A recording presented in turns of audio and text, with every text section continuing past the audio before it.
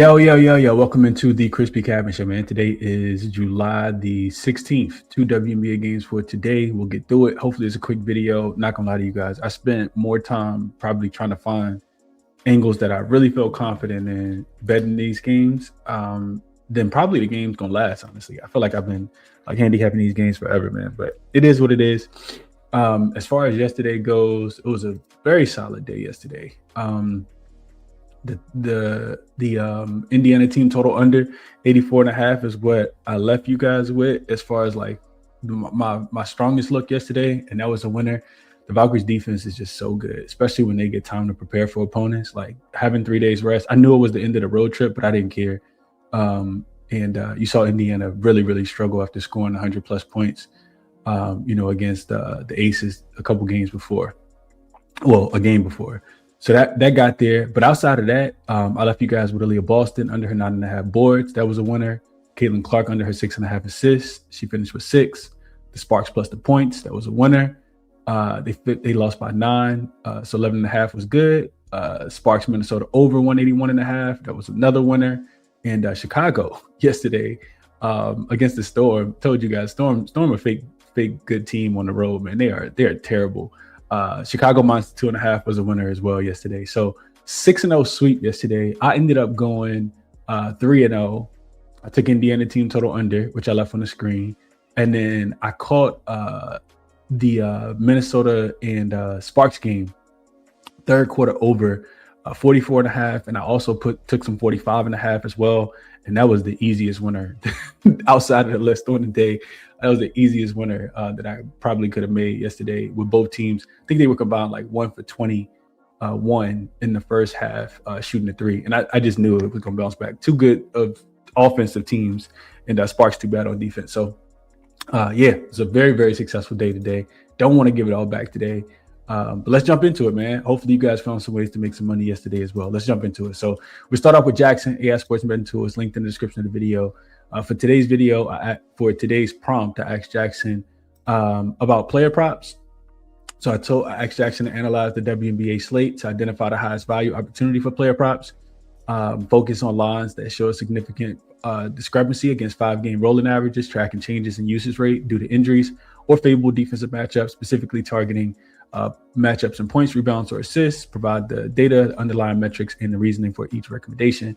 So Jackson likes, it looks like, so Emily Inksler is on here, but her assist is minus 178. So over 1.5 assists for Emily Inksler. I won't talk too much about that, but it does say that over her last 5 games, she's averaging 3. So if you wanted to look at Emily Inksler, I think she has 7 in her last game as well.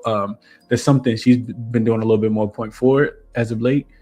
So you can look into that. But the one I want to give you guys is actually Jacquel Jones of the New York Liberty over her 24.5 points plus rebounds. It says that despite the New York Liberty travel nightmare, being stuck on a tarmac for 10 hours, Jacquel Jones remains the most reliable engine for their offense and rebounding. So it says that she's been dominant lately, averaging 26.6 points plus rebounds over her last 5 games. She's cleared the 24.5 line in 80% of those contests. Her 10-game average of 25.9 further supports that she is playing at an all-star level, consistently outperforming her season average of 24.26 points plus rebounds. So Dallas ranks 14th in defense against Jacquel Jones' position, which is essentially league average. However, Jones has historically performed well against the Wings interior, averaging 25 points plus rebounds in the 2 meetings this season. With New York already missing Satu Sabli and Leonie Febish, the Liberty will likely lean even more heavily on Jones in the paint to avoid settling for perimeter shots with heavy legs from their travel ordeal. There's some news and usage synopsis as well. But yeah, that's what I'll leave you guys with for today. Jacquel Jones over her 24.5 points plus rebounds. And as always, linked in the description is Jackson if you guys are interested in checking it out for whatever it is that you're betting. Let's jump into the 2 matchups, man. So first up, we got Portland and we have Washington, 2 teams that I'm not gonna lie to you guys, I really don't trust. Especially, like, I've never been a big Washington guy. Washington just, I don't know, for whatever reason, man. I'm just not a Washington guy. Like I believe in their defense, which is why I played the team total under. for the Toronto Tempo in their last game. I don't know, man. It's just hard for me to get behind this Mystics team because I know that their offense can just go so dry at any time. Now, is Portland a good defense? No, absolutely not. They are 13th in defensive rating, and I'm getting ahead of myself because injury report I think has Meg Gustafson listed as out in this game. If you think about this from a spot situation, though, you could potentially say that Portland, could potentially be like it could favor them in a couple ways. They're in a little bit of a better spot based on the travel because yes, it's their third straight road game. I think of a 4-game road trip or a 5-game road trip, but they were actually in Connecticut 2 days ago and they played that early start time game because of a camp day game and lost by 3. So they didn't cover that number either. But on the Washington side of things, they were at home for 4 straight games. They went to Toronto for 1 game. Now it's a quick turnaround after beating the Tempo team by 17 as a 1.5-point favorite. They have a revenge game on deck against Golden State because they do fly out to the Bay this weekend. I don't know. Back on June 28th when these two teams played, that was the 4 overtime game that, probably, I don't know where you would rank it at, but one of the better games in the season. I think Sonia Citron had 32 points and, I think she hit the game when I can't remember, but Washington won that game by 1 in DC. I think, as this line gets bigger, the more I kind of want to favor, Portland in this spot. Do I trust them? Is it a terrible spot? I think it's the 6 road game of their last 7. So typically you don't really want to play those spots. Then you're without Meg Gustafson, which, it doesn't seem like that big of a deal, but Meg Gustafson's actually averaging 12 points and 4 boards this season, by far her best season ever in the WNBA. So it's difficult, man. It's difficult. I look at the Washington Mystics. I know that they've been absolutely atrocious when they've been laying points at home. Matter of fact, let's just jump into it. Let's go over. I'll show you guys what I was looking at. And then I'm gonna try to be quick though. Try to be quick and try to be precise. But yeah, so this is Give Me the Dog. And if you guys are watching on a big screen TV, you can see this. I'm gonna zoom in just a tad bit so you can see it a little bit better. Let's see. So this is nothing really. I was just looking at teams that won as a road favorite with less than 2 days rest. Now they're home favorite and they play really good defense, held their previous opponent under 36% shooting in their last game. You can see that they are 0-2 ATS. But this season, if we just look at this season and we look at the Mystics and we look at them laying points, this is not something I want to take, right? 0-4 ATS. For whatever reasons, typically when they don't play defense as well, you can see that they're 3-1 to the over. Now, of course, this game went over by 79 points because they went to 4 overtimes. But we got another over in here, and then this one stayed under by 0.5 point. This one over by 0.5 point. So it's really, I don't know. I don't trust the Mystics offense. I know that much. I know that the Portland defense is not great at all. So this is a tad bit scary, being that they haven't covered, at all this season. If we look at the Fire as road dogs this season, just 5-7 against the number. They're losing by an average of 8.4 points per game. I looked at all this yesterday, and I couldn't get anywhere at all. I look at the Fire in general, like they've covered for it, for their last 5 games. This was a super, small ATS point spread range. They didn't cover that one. And this goes all the way back to, the Mystics game because they only went home for 1 and then back on the road for 2 more. So I don't know. It's really, really difficult for me to get there. If we look at the Mystics, they have been playing a little bit better basketball as of late, right? You can see in their last 5 games, they're 4-1 straight up. But, even then, still just, not covering numbers, just 2-3 ATS in those games. And they kind of teeter back and forth between over, under, over, under. I don't know, man.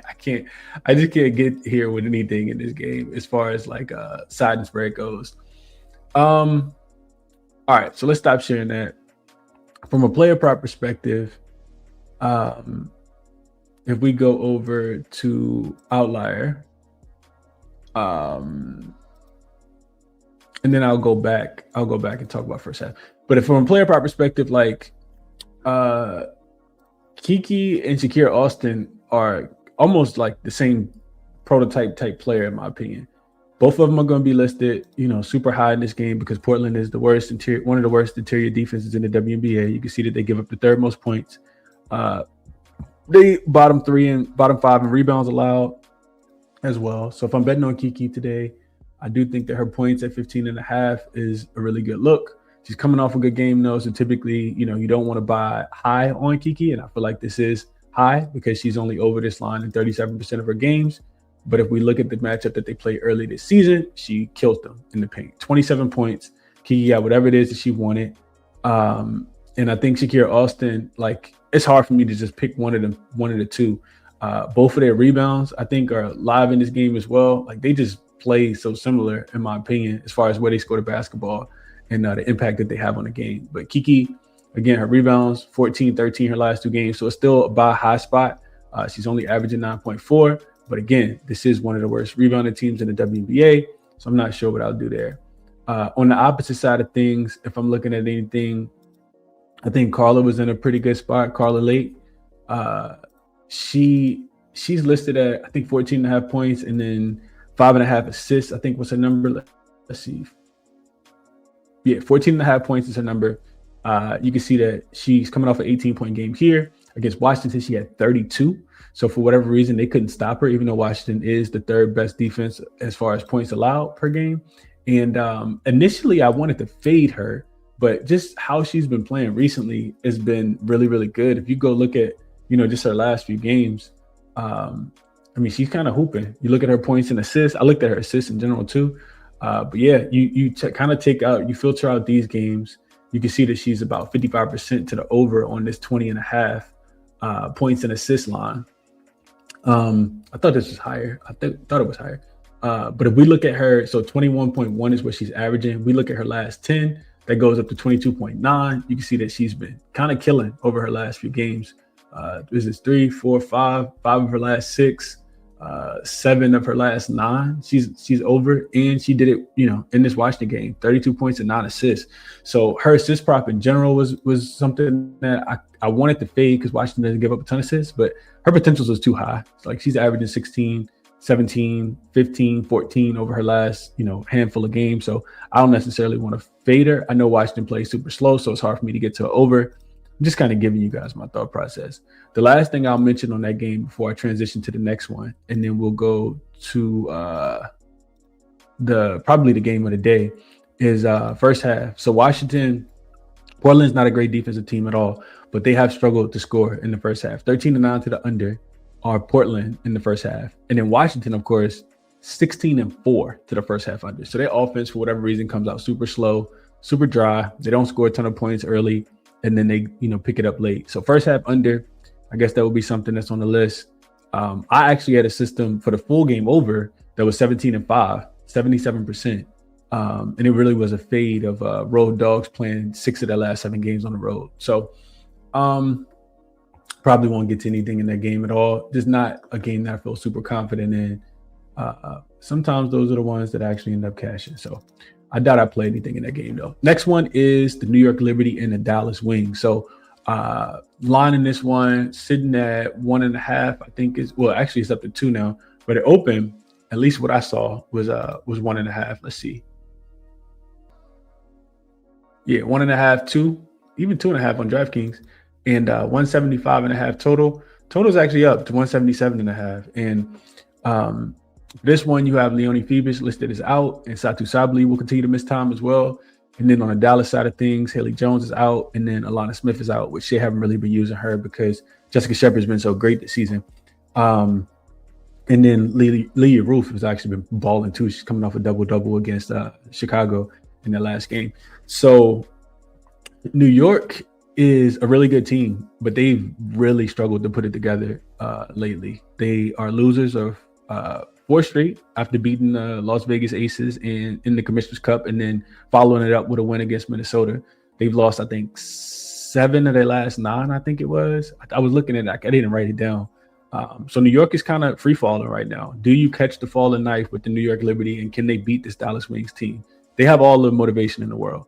Not only are they, on this current losing skid, but they've also lost both games to this Dallas Wings team so far this season. And both of them, they've lost at home as well. So you got a double revenge spot for the New York Liberty. I know that they got a loss in there to Toronto as well. Like they've just really been struggling. The Toronto one, that was with travel, but they lost to Minnesota the game before that. Like they've just really, really struggled to start games. Like they found themselves down by 13 to 15, 16 points early. I think in their last 4 or 5 games, they've had a double-digit deficit.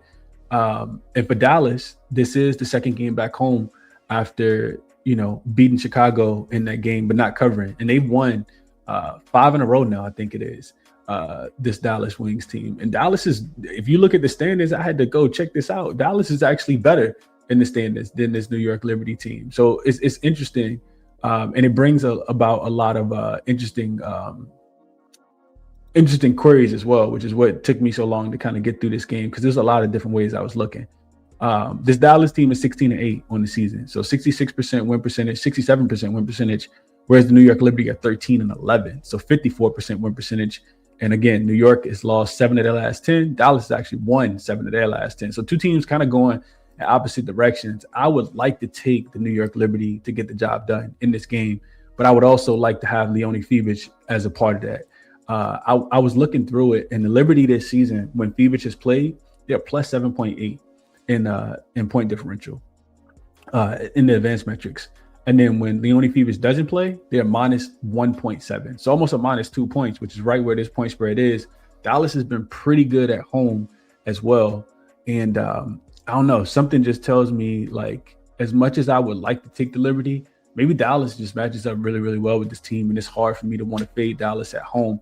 Dallas is due for some regression. I mean, all good teams go through it, right? Like, you're going to play really, really well and better than, super exceed expectations. Then you're going to have times where you kind of stumble. And that's what the New York Liberty are doing right now. They did it at the beginning of the season. Then they got super hot when they had that long homestand. And now they're struggling again. And on the road without Leone Fevich, without Satu Sabally, I don't think I really want them in this spot. But if they won the game, it would not surprise me. This New York team, I still rank above Dallas.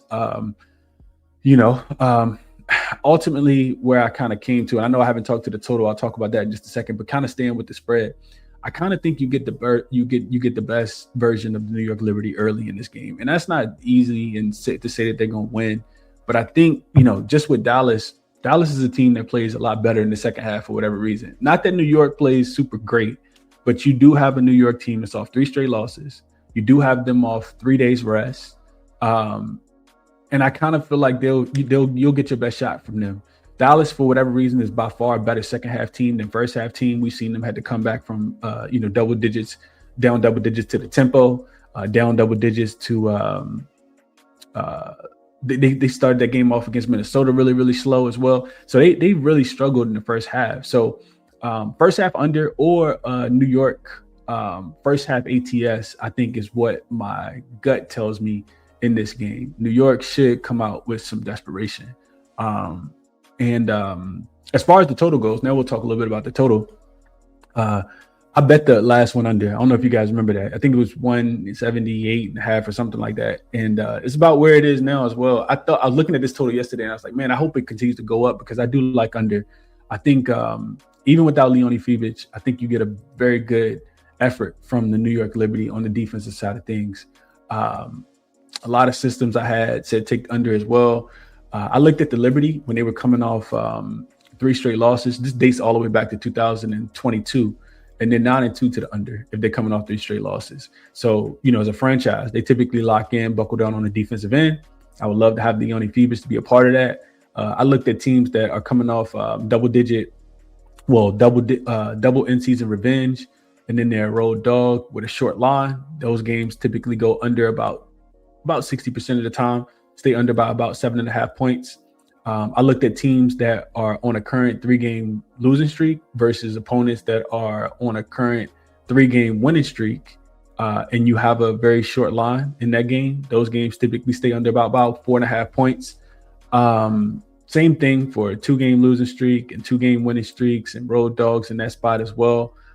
So I guess if I had to play this one, I don't feel super confident because I do feel like when you get double revenge by, especially when both of them went under, typically you're due for some offensive regression. And these are two of the better offensive teams in the WNBA. But my gut tells me it goes under. Both of these teams, neither one of these teams play super fast. First half under and full game under are also things that I'm considering in this game. So, yeah, I'm talking a lot. But yeah, let's get into a quick recap. Hit the like if you can. Subscribe if you guys have not. Hopefully, just from a knowledge perspective, you guys were able to learn a lot, with just how I'm kind of looking at the game, and you could take that information and this confirmation for you, whatever it is that you like in today's game. So in this first game, going back to the top, it will have to be Washington and Portland under. Real quick, the best number that you can get is 84.5 on FanDuel right now, minus 114. And then I don't know. I don't think I can lay points with Washington, but I know that Mae Augustin, injury is important as well.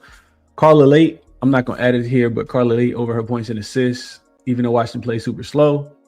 And Kiki Iriafen should be able to get busy. Over her 14.5 points should be good as well. New York, Dallas, another game where I think first half goes under, and this is 86.5.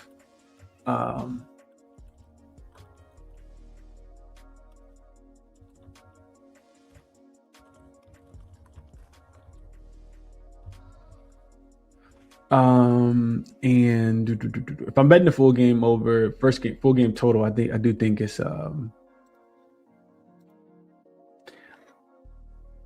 an under spot. So I would be playing under.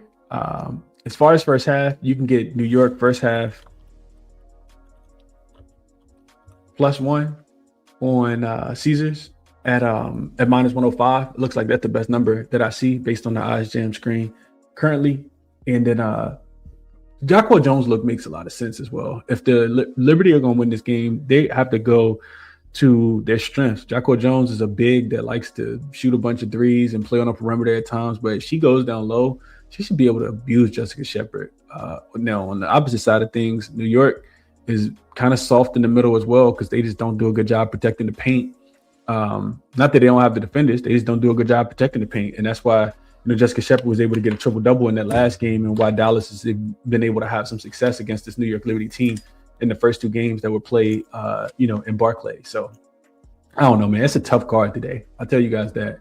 If I bet anything, I'll probably end up tweeting it out. So you guys can follow me if you're not already on X at ChrisBeCappinn, 2 P's and 2 N's. And that'll be the show for today, man. I talked a lot of rambling, no official bets for me at all, but just wanted to give you guys my thought process. Resources, they're all linked in the description. Jackson, Outlier, Moneyballer, Odds Jam is how I'm getting to the winners, man. Hit the like on the way out. Subscribe to the channel if you guys have not. Y'all enjoy the day, enjoy the games, and I'll catch you guys tomorrow. I'm out.